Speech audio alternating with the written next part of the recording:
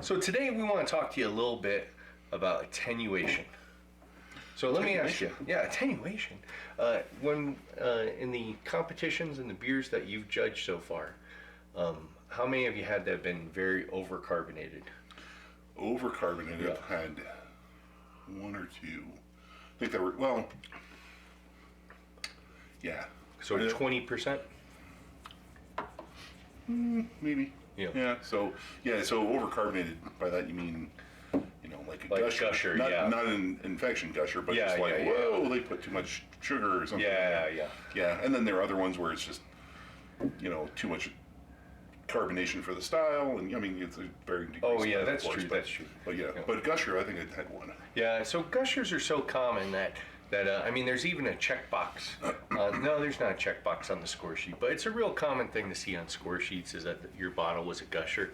And one of the other reasons for that is that when people are judging beers, they're usually a lot warmer than you or I would normally drink them. So overcarbonated bottles. If your beer's too sweet, those are both indicators that you're having attenuation issues. A lot of people I know don't take gravity readings. Jesse's actually better at it than I am. I'm kind of anal about it. Yeah. And I always take a starting one, unless I'm doing cider, because I really don't care about the cider. Oh, yeah. I'm not that picky with that. Yeah. But yeah, so, and I do a final one, but basically you want to make sure you take some gravity readings if you're experiencing these issues, at least one before you start fermentation and one at bottling time or right before bottling time. So I'll put a formula over here. I suggest using a calculator. It's basically original gravity, to figure out your apparent attenuation. It's original gravity minus final gravity, and then that number divided by original gravity minus 1. In Beersmith, there's a little box and a little tool that says alcohol and attenuation. So that's what I always use. Yeah, and I think in Brewer's Friend, once you start plugging in, it says, So there's a log in Brewer's Friend, just for those, in case anybody's interested. You do your brew day complete. You put in your gravity and a volume and whatever, and then after the fermentation is done, say, okay, my fermentation's done. You add another log entry for that, and it does all that nasty math for you. Just your attenuation was 62%. And here's your ABV. And here's your ABV based on that. And to be honest with you, I always ignored the attenuation value for the longest time. I was more worried about the ABV. And if you weren't aware, each yeast strain, if you go to the manufacturer's website or even on the package, it'll list what its attenuation value is. So you want to make sure that the beer you're putting in the bottle has hit somewhere in that range, right? So if it's 70 to 80% attenuation and you're only at 60%, you probably want to sit on the beer for a little bit. Yeah. Otherwise you'll get bottle bombs, gushers, whatever else. Yeah. So, and also if the beer doesn't attenuate properly, then it's going to be sweet. And of course, the sweetness offsets your hoppiness. So your bitterness ratio will be all thrown off as well. So fuller than expected mouthfeel. Although that's a lot of times has to do with your mash temperature. I think it's a combination from what I've been reading, but that's different. Well, because I've had a couple, especially that infrared pale ale I've talked about. I was using an infrared thermometer, ended up way exceeding my mash temp. So I did some emergency steps to try to get everything to convert, but basically I had a bunch of starches in there that never turned into sugars. So we're having a lambic from one of the other episodes. Yeah, and they're good for digestion. It's helping his digestion, yes. Yeah.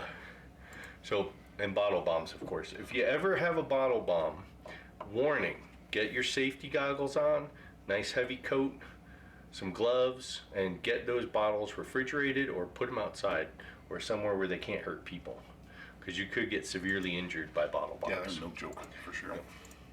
So there's basically two factors that are going to affect your attenuation. The first one is the fermentability of the wort, and the second is the performance of the yeast. And we've kind of covered it a little bit, and I'll show a really nice chart over here that I stole from Zimmergy magazine. They basically did a study where they fermented out a wort that was mashed at particular temperatures and saw what the attenuation was with the same yeast. So 145 degrees actually gives you the best attenuation, but of course, depending on what you're going on, or are going for, then you probably don't want to mash at 145. That'll give you a really thin beer. Yeah. That's all I got about that. Yeah, that's all I gotta say about that. And like I mentioned, if you overshoot your mash temp, you can denature those enzymes quickly, and they won't convert all the starch to sugar. So, as for your yeast performance, there's a couple of things you gotta look out for. One, your yeast strain choice. So there's some that don't attenuate out quite as much as the others. There's some that attenuate out way farther than the others, like champagne yeast will dry your beer out like crazy. So, and then there's some yeast strains that have a tendency to stall.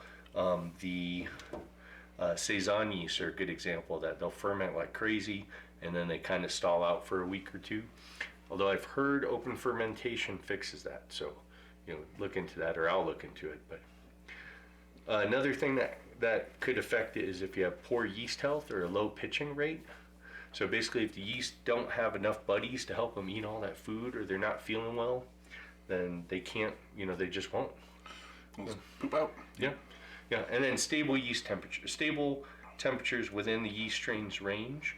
If you can't keep your beer in there, it's gonna, you get too cold, it's gonna slow it down. You get too hot, you're gonna get off flavors. So, speaking of I was gonna bring this up at the end, but just what we were just talking about, I did 2 batches of mead, my first 2 batches of mead. Oh, nice. Yeah. And so I was surprised at how important yeast attenuation and kind of keeping an eye on that is in mead making, because like you said, if you use champagne yeast and choosing the right yeast for the mead is like really important, depending on what kind of mead you want. If you want it dry or sweet, and not only the amount of sugar or amount of honey that you put in the mead, but then also the yeast choice. So if you use champagne yeast, it's going to eat everything, and it's going to be dry as a bone. Yeah. Whereas if you use, like, I think it's D47, it attenuates to, or it poops out at 12% alcohol. Yeah. So it doesn't attenuate as much, or it doesn't eat as much of the sugar.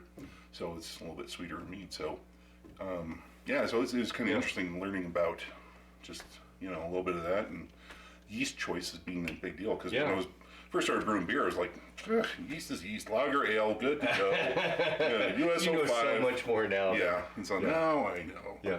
So, but I thought I'd bring that up since it seemed germane. Perfect. Yeah. And the alcohol tolerance is another good factor. Mm-hmm. So, I mean, if you had a very high gravity and you put in a yeast with a low alcohol tolerance, you're still going to get within that percentage of attenuation, I think. I'd have to graph that out. Yeah. It'd still be 60% attenuation or 70%, but I don't know. I could see where you could hit that ABV before you get to that percentage of attenuation. Yeah, for sure. Well, and I think that's why mead makers put more sugar in there. Yeah. Right? Because it's going to eat all the sugar, but I lost my train of thought. But you know where I'm going. Yeah, but if you put like a, USO5 in it, USO5, let's say it has a alcohol tolerance of 9%.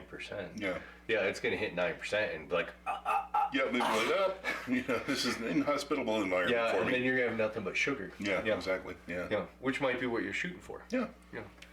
So, and then a lot of times I see a lot of people that post about having a stuck fermentation. So they pitch their yeast in the wort takes off and then it dies out, and they take a gravity sample and it's just way higher than they expected, and it's hopefully outside of that attenuation range. If that happens to you, one, do the calculation, figure out what it attenuated to, because it could be done. You never know. It might be done. You might hit the alcohol tolerant, the alcohol limit, or it may be within that range. To prevent,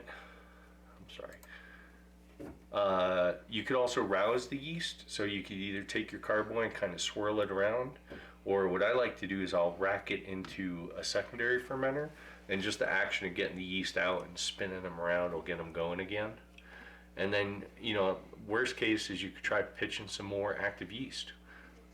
Yeah, I imagine, I hadn't thought about this before, but I was wondering if you'd use just like a small starter. Yeah, you don't have to do like a 1 liter, 2 liter, but just a little one, just kind of get in there and get them going again. Yeah, I would think that would work. Yeah, and you can also wait, give it a week or two. Yeah. Like the Saison yeast I mentioned, usually I think it's a week or two it'll start fermenting again. Yeah. Fortunately, I've never had stalled fermentation. I think the only time I really did was when I was using that Kvike yeast. Mm-hmm. And that was just because it was too cold. It was only in the 70s. Yeah, It wasn't in the 90s where it liked it. As soon as I put a heating pad on there, then then it went nuts. Yeah. So. Yeah, I had the issue with the Saison. I had to finish off, and it just stopped fermenting. I thought it was done. Yeah. Yeah, I ended up having some very carbonated bottles. I didn't have bottle bombs quite, so yeah. So I think that's all I have about that. I mean, there's a lot more stuff you can get into, like, depending on what temperature you mash at, determines which enzyme you're activating, and there's two of them basically, and they have different temperature ranges where they activate. They're most active, and they start being denatured, killed. And so that's something we could cover in the future. But yeah, attenuation is pretty important. So, no, that's good to know for sure. Yeah, I never really paid attention to it. I think if you're a beginner brewer, it's just like, whatever. You plug your, like we were talking about before, you plug your numbers in. I got my ABV, or I got more ABV. Yeah.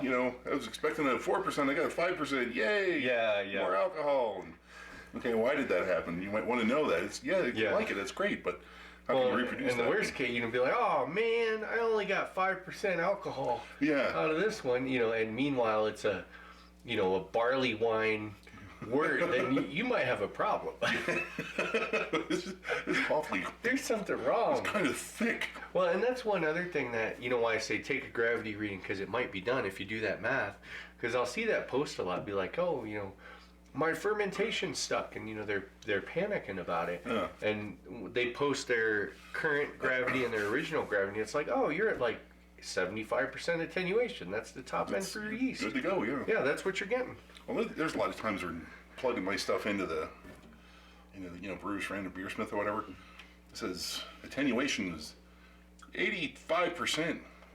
Wow, really? And I guess maybe, it seems reasonable, but that seems awfully high. Yeah, and it would depend on the yeast, but I think I've gotten up there too. Yeah, that just seems great. And I've had some ridiculous efficiencies sometimes. Yeah. Like, whoa. Yeah, and all these guys are, I don't know, just reading, Facebook and Homebrew Talk, and they're talking about their low efficiencies are only getting 50% efficiency. Yeah, and I don't know what I'm doing, and I'm getting 75, 80%. And efficiency shouldn't be anything you brag about, because I know there's a lot of people, I'm up to 99.8% efficiency. It's like, you don't need to squeeze that much sugar out of it. That seems, You just, the main things you want, one, have it high enough to where you're not leaving all that sugar behind. Yeah. And two, just know what it is so you can base your recipes on it. And that's really where I was going with that, is that, just know how those numbers come about, and, and having you talk about this, and it's like, oh, that's what the attenuation means. And whether you want it higher or lower, well, now you know what those numbers mean, how to adjust exactly, for that, right? So that's really the important thing, and that's what I think makes a good brewer. Yeah, absolutely. Is knowing what those numbers mean and how to adjust for them. Yeah. So So if you have any questions, please feel free to send them in. If you have any comments on that, let us know. If there's some other egghead thing you want us to talk about, I'm sure we can do some I've research. delved into it. Trust me.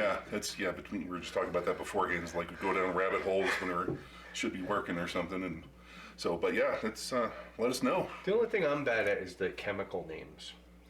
Like when they talk about the components of, like hops. I know lupulin. Oh yeah. That's about it. And then when you talk about like the ions in the water, I don't know that. I only know the practical side. Yeah, I don't know that either. Yeah, I can never. Well, even easy stuff like DMS is dimethyl sulfide. That's the cream corn stuff. Yeah, right. Yeah, so, canned corn. I can't.